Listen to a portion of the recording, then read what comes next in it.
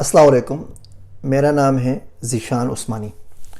मैंने हालिया दिनों में एक वीडियो बनाई कि श्रीलंका में क्या हुआ, पाकिस्तान के सियासी हालात पर गैर सियासी तबसरा और पाकिस्तान क्या करे।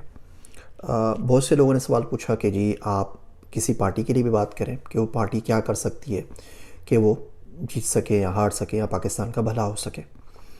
तो मैंने सोचा कि मैं किस पार्टी के लिए वीडियो बनाऊं, तो ख्याल आया पीटीआई का, क्योंकि पीटीआई के पास यूथ की पावर है, वो सोशल मीडिया पर भी एक्टिव है और वो आराम से बात सुन और समझ सकते हैं। बाकी लोगों को समझाना बड़ा मसला है। तो देखिए, सबसे पहले तो हम पीटीआई के एडवांटेजेस पे बात कर लेते हैं।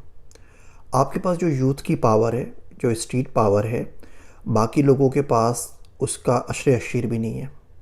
जहाँ से आप लोग शुरू होते हैं ना, वहाँ वो लोग ख़त्म हो चुके होते हैं, उनके पर जलते हैं। अब आपने इस पावर को वोटिंग के अंदर कन्वर्ट करना है, सिर्फ ये काम करना है।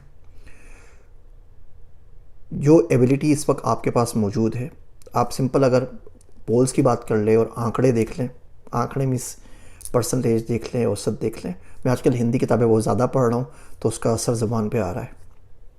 तो अब 84% के ऊपर है, बाकी सब 16% हैं। अगर आज इलेक्शन हो जाए ना, there is no way in hell कि और कोई पार्टी जीत सके। लेकिन आज इलेक्शन तो होगी नहीं। इलेक्शन केयर टेकर गवर्नमेंट आएगी, केयर टेकर गवर्नमेंट आने के बाद 3-4 महीने 6 महीने ले लेगी, उसके बाद कहीं आएंगे। तो जैसे ही इलेक्शन की डेट्स अनाउंस हो जाएं, उसके बाद आप जल्द से वल्द से रोक दीजिए। 5-6 काम मैं आपको बता रहा हूँ, अब ये करें। अगर ये आप काम कर लेते हैं तो पूरी उम्मीद है कि बहुत आराम से आप 1/3 मेजोरिटी के साथ पार्लियामेंट में वापस आ जाएंगे, एक अक्सरियत के साथ आ जाएंगे और आपको किसी का सहारा लेने की ज़रूरत नहीं होगी।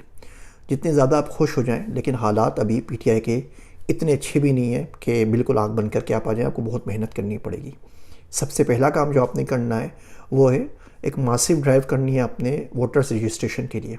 देखिए, पिछले इलेक्शन में आपको 31% वोट मिले। अब 31% वोट कहने के तो ज़्यादा होते हैं, लेकिन असलियत को इतनी ज़्यादा है ही नहीं। पाकिस्तान की पॉपुलेशन का आधा है जो वोटर रजिस्टर्ड वोटर्स हैं। 221 मिलियन की पॉपुलेशन है, 106 मिलियन रजिस्टर्ड वोट्स हैं। वोटर्स टर्न आउट 51% रहा, जो कि बहुत ज़्यादा है, मतलब अमूमन 40-45% के ऊपर होता है। उसमें से आपको 31% मिले। तो बेसिकली जो पाकिस्तान में लोग वोट डालते हैं वो पूरे पाकिस्तान का सिर्फ 1/4 है, क्योंकि आधा पाकिस्तान वोटिंग के लिए रजिस्टर्ड है और उसका आधा वोट देने के लिए आता है। और उस आधे में से भी 31% आपको मिला, तो कोई 16 मिलियन वोट हो गए ना। मतलब आपको 53 मिलियन ने वोट डाले और आपको 30% मिले, कोई 16 मिलियन वोट आपके पास है। अगर आप ओपोनेंट्स को देखें, पीएमएल नून को देखें और जमात इस्लामी को देखें और एएनपी को देखें, मौलाना फजलुर रहमान को, जेयूआई को देखें, पीपी को देखें, इनको अगर आप कंबाइन कर लेना 4-5 बड़ी बड़ी जमातों को भी, तो 50% तो ये हो जाते हैं। 11.6% इसमें आप आज़ाद उम्मीदवार पर भी डाल दें तो 60% वोट उनके पास हैं। तो आपका तो पता साफ़ है। तो आपने करना ये है कि आपने जो यूथ आपके पास मौजूद है, यूथ पाकिस्तान में बहुत सारी है, 138 मिलियन यूथ है पाकिस्तान में। वो बच्चे जिनकी उम्र 15 से 29 साल के दरमियान है, ये 14 करोड़ बच्चे हैं। इसको आप जोग्राफिकली प्लेस करें तो 46 बच्चा बनता है पर माइल। आपने इसको एक्टिवेट करना है। अगर आप इसकी मासिव वोटर्स रजिस्ट्रेशन करवा लेते हैं और ये कन्वर्ट होकर आपके वोटिंग बैंक के अंदर अगर आ जाते हैं तो आपको फ़ायदा होगा। देखिए, आप लोग सोशल मीडिया के किंग हैं, मान लीजिए इस बात को। Instagram, Twitter, Facebook, LinkedIn, 71 million Pakistan में सोशल मीडिया यूज़र्स हैं। आपको 16 मिलियन वोट मिले, इसका मतलब सोशल मीडिया में भी आपको सिर्फ 20% वोट जो बच्चे वहाँ पर मौजूद हैं उसके वोट कन्वर्ट कर सके, क्योंकि आपका जो फोकस है, आपकी जो स्ट्रेंथ है वो अर्बन एरियाज़ के अंदर है। अर्बन एरियाज़ के अंदर 80% जो बच्चे हैं हमारे वो सोशल मीडिया के ऊपर हैं। लेकिन जब वोटिंग में ट्रांसलेट करते हैं तो ये पूरी वोटिंग बैंक का सिर्फ 20% बनता है। तो यहाँ पर आपको बड़ा ख़तरा है। तो आपने मैसिव वोटर रजिस्ट्रेशन ड्राइव करनी है, तंजीम साजी करनी है, ताकि तमाम लोग, तमाम यूथ जो आपको चाहते हैं वो रजिस्टर्ड वोटर के तौर पर रजिस्टर हो सकें और जाके अपना वोट डाल सकें। पहला काम आपने ये करना है। दूसरा काम आपने ये करना है कि आपने स्टूडेंट यूनियंस को एक्टिव करना है वापस यूनिवर्सिटीज़ के अंदर, ताकि एक ऑर्गेनिकली ग्रो कर सकें। इंडिया पाकिस्तान में यही फ़र्क है ना। इंडिया के अंदर जो डिप्लोमेसी थी वो ऑर्गेनिकली ग्रो की, हमारे पास नहीं कर सकी। हमारे पास ये 2M के दरमियान बीच में रही, मिलिट्री या मौलवी साहब के बीच में, और कोई ऑर्गेनिकली ग्रो कर नहीं सकी मुख्तलिफ एपिसोड्स के साथ मार्शल लॉ और डेमोक्रेसी के बीच में। अगर आप स्टूडेंट यूनियंस को बहाल कर देते हैं, यूनिवर्सिटी में सारी की सारी यूथ है, सारी की सारी यूथ पीटीआई के साथ है ऑलमोस्ट तकरीबन, तो उसमें फ़ायदा ये होगा कि नीचे से वो ग्रो करेगा, आपको पता होगा कौन यूनियन लीडर होगा, कौन सा बंदा होगा जो स्टूडेंट फेडरेशंस में ऊपर आ रहा है, और इस तरीके से आप अच्छे लोगों का चुनाव कर सकते हैं। तो दूसरा काम आप स्टूडेंट यूनियंस का करें।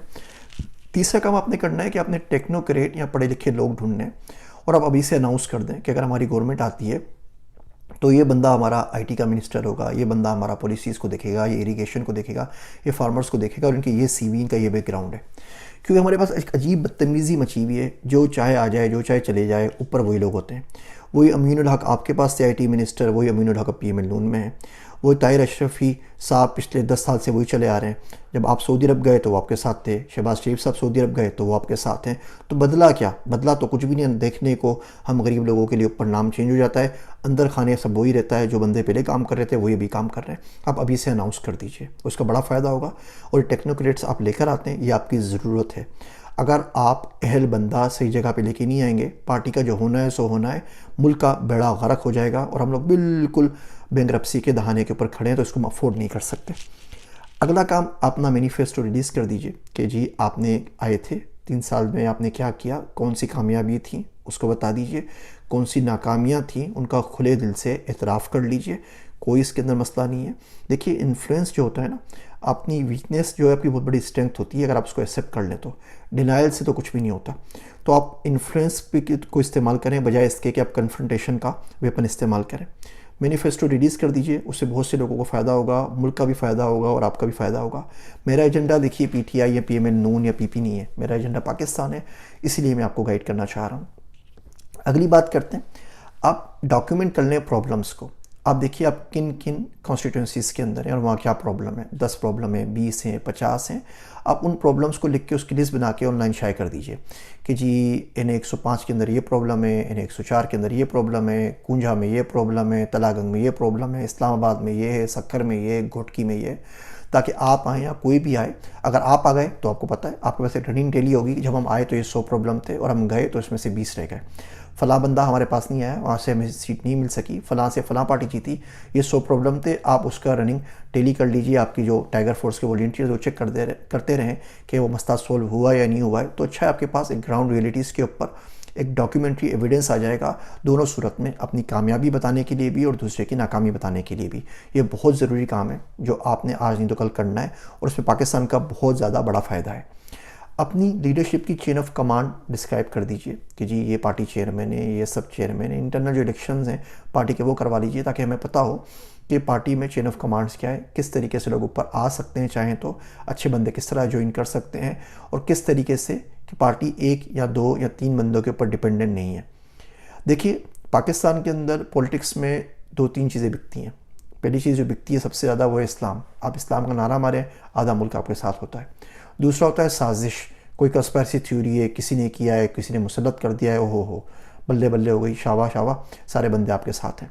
इसके अलावा जो बिकता है वो है एंटी अमेरिकनिज़म का जो मंजन बेचते हैं कि जी अमेरिका भी ख़िलाफ़ है, वेस्ट भी ख़िलाफ़ है, ये भी ख़िलाफ़ है, और आपने इन तमाम चीज़ों को बहुत अच्छे तरीके से इस्तेमाल कर लिया है। अब नीड ऑफ द आवर ये है कि आप इसको पाकिस्तान के लिए इसका रुख मोड़ें। जो ये जुनून, जज्बा, जोश व खरोश आ गया है, इसको तामीरी तौर के ऊपर इसका रुख मोड़िए कि लोग प्रो पाकिस्तानी हो जाएं, लोग पेट्रियटिज़म की बात करें, लोग मुल्क की बात करें। आपके किसी भी नारे से, किसी भी स्लोगन से अगर मुल्क का नुकसान पहुंचता है तो ये मुल्क आप ही का है ना, नुकसान आप ही का होगा। अगर मुल्क मखदूश हो जाता है, मुल्क मफलूज हो जाता है, खुदा ना खास्ता, तो यही अपाज मुल्क आपको मिलना है ना जब आपने हुकूमत करनी है। फिर आप क्या करेंगे? तो इससे बहुत अच्छा नहीं है कि आपको एक ताकतवर मुल्क मिले जिसको आप आगे चला सकें, आगे ले जा सकें। देखिए, मैं अगेन कहता हूँ, पाकिस्तान में जो डेटा प्रोड्यूस होता है उसको आपसे अच्छा कोई नहीं समझ सकता। पाकिस्तानी हम लोग 7.5 क्वाड्रिलियन डेटा पॉइंट्स जनरेट करते हैं दिन के। ये 75 के बाद 14 ज़ीरोज़ होते हैं। हम लोग 8 SMS पाकिस्तानी भेजता है पर डे का, पर पर्सन। 51 मैसेजेस एक आम पाकिस्तानी भेजता है ऑन एवरेज पर पर्सन पर डे के हिसाब से, व्हाट्सअप, फेसबुक वगैरह मिला के। इन तमाम डेटा पॉइंट्स के ऊपर ऐप्स के थ्रू जो आपका एक्सेस है किसी का भी नहीं है। आपकी जो राब्ता ऐप है, अनबिलीवेबल काम है, बहुत ज़बरदस्त काम है। दुआ मांगता हूं अल्लाह से कि कभी वो किसी ऐसे शख्स के हाथ में ना चले जाए उसका डेटा जो पाकिस्तान के ख़िलाफ़ हो। उसको हमें बहुत ज़्यादा सिक्योर करना पड़ेगा, वरना एक बहुत बड़ा मसला है। तो इन चीज़ों के ऊपर आप काम करें। अगर आप इस सोशल मीडिया पावर को वोटिंग पावर में कन्वर्ट कर सके तब तो आपके लिए कोई उम्मीद है।